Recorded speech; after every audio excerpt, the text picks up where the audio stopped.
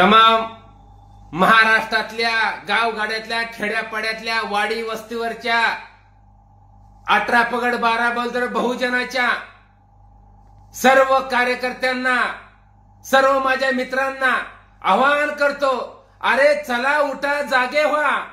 अरे आपली बहीण संपदा मुंडे यांना न्याय देण्यासाठी रस्त्यावर उतरण्याची गरज आहे।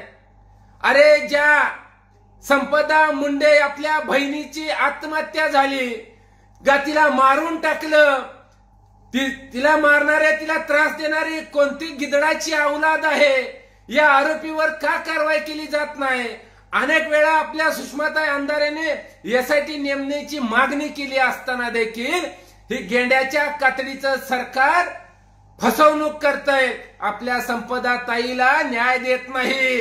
संपदा ताई आपली एकटी नाही, गावगाड्यातल्या खेड्यापाड्यातल्या बहुजनाच्या माझ्या सगळ्या मित्रांना, कार्यकर्त्यांना, सर्व जाती धर्माच्या कार्यकर्त्यांना आवाहन करतो, अरे बाबा हो, ही बहुजनाचं लेकरू आहे म्हणून आपल्याला न्याय मिळत नाही का? अरे संपदा मुंडे हिने आत्महत्या केली का, मारून टाकलं, उद्याच्याला ती वेळ तुमच्या बहिणीवर येणार आहे, तुमच्या भावावर येणार आहे। आपल्या घरदार उद्ध्वस्त केल्यानंतर आपल्याला जाग येणार आहे का?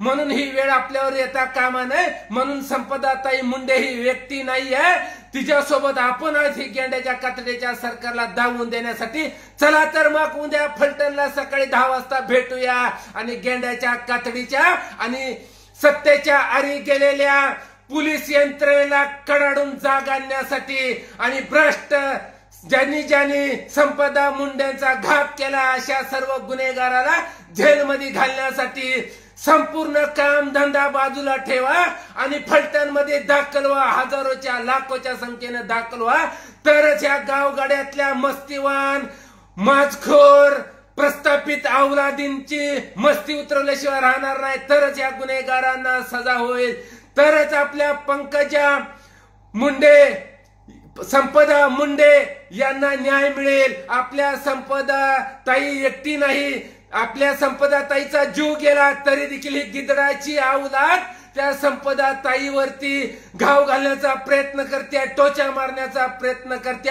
अरे बाबा हो, ती तुमची आमची बहीण आहे। उद्या आपल्या बहिणीवर वेळ आली तर ओरडत बसण्यापेक्षा, बोंबलत बसण्यापेक्षा न्याय मागण्यासाठी, लोकांच्या दरवाजात भीक मागण्यासाठी आपण सर्वांनी आता रस्त्यावर उतरून या भ्रष्ट, नालायक, बेजबाबदार या सरकारला जाग आणण्यासाठी चला तर मग उद्या भेटूया फलटणमध्ये सकाळी 10 वाजता। मी येतोय, तुम्ही पण या, न्याय मिळालाच पाहिजे।